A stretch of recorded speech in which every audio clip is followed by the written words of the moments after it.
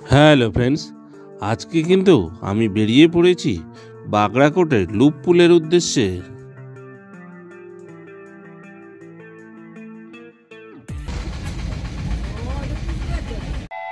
বাগড়াকোটের loop পুলে যেতে হলে সবার আগে আপনাদেরকে যেখানে আসতে হবে সেটি হচ্ছে বাগড়াকোটের মিনামোড়।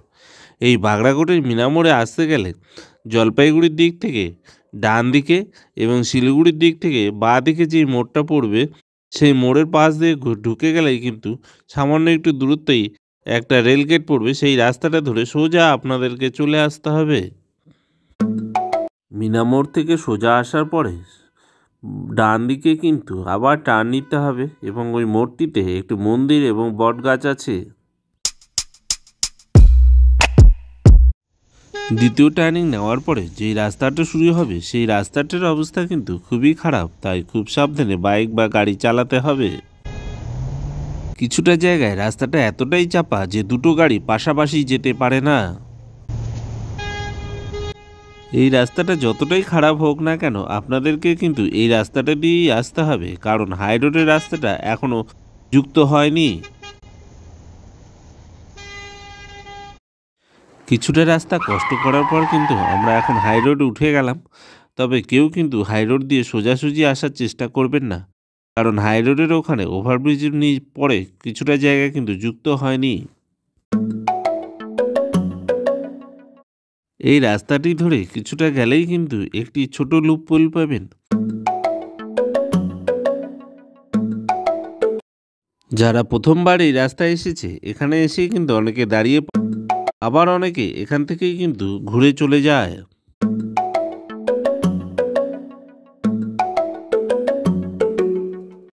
যারা কার বা বাইক ছাড়া এই লুপ পুলে যেতে চান তারা মিনামোড়ে দাঁড়িয়ে থাকলে দার্জিলিংয়ে যাওয়ার যে ছোট গাড়িগুলো আছে সেই গাড়িগুলোতে করে লুপ পুলে যেতে পারবেন।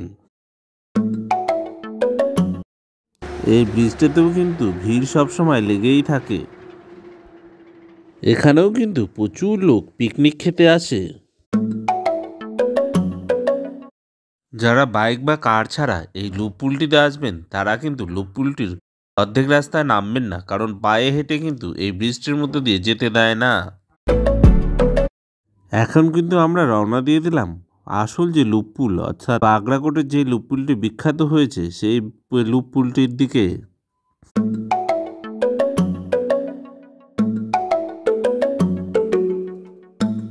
যারা কখনো এই লুপ পুলটিতে আসেনি তারা যদি জানতে চান যে কিভাবে এই পুলটিতে যেতে হবে তাহলে তারা কিন্তু আমার কমেন্ট বক্সে কমেন্ট করতে পারেন।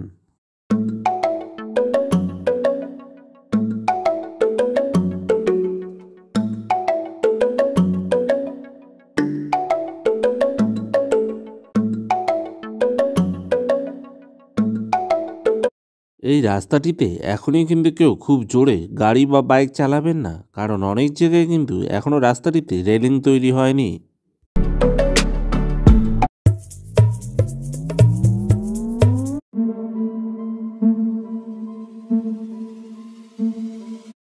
এই রাস্তাটিতে কনস্ট্রাকশনের কাজ কিন্তু এখনও চলছে।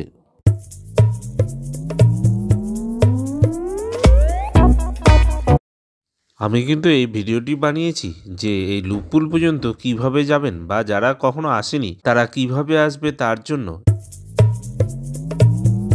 এর পরবর্তীতে আমি এই ব্রিজটি সম্বন্ধে যে ভিডিওটি বানাবো সেই ভিডিওটিতে কিন্তু এই ব্রিজটি সম্বন্ধে সম্পূর্ণ তথ্য থাকবে। আমি যেই গাড়িটিতে এসেছিলাম সেই গাড়িটি কিন্তু লুপ পুলটি পার করে পাহাড়ের উপরে আমাকে এই জায়গাটায় নামিয়ে দিয়েছিল। আমার সামনের দিক থেকে যেই গাড়িটি আসছে সেই গাড়িটি কিন্তু দার্জিলিং থেকে আসছে।